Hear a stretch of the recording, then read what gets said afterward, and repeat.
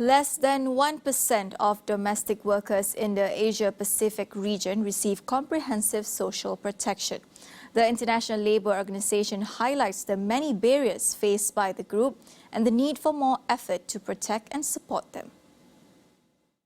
During COVID-19, most domestic workers were working much longer hours than they would usually do because they were caring for the employer family all members were in the house all the time during lockdowns. In addition, domestic workers would be much further isolated than they usually are because they could not take days off. They would not leave the employer's house because the employers were afraid they might contract the COVID-19 virus. Domestic workers were also in a much higher risk of harassment and violence than usual, and they were often caring for the sick at the cost of their own health. Most domestic workers in the Asia-Pacific region are migrants, which adds to the complexity of the challenges. Marja stressed the importance of legislative means to address their woes.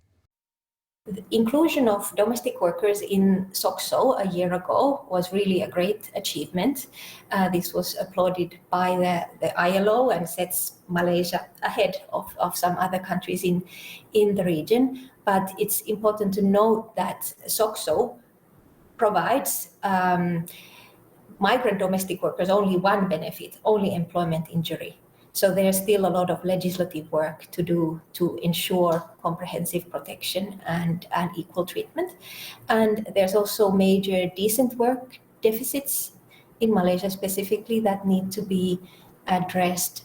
The domestic workers' rights under the Employment Act are really limited. They don't have a day off.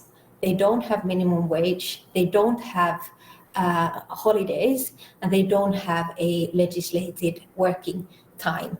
So all these are issues that should be addressed through legislative means.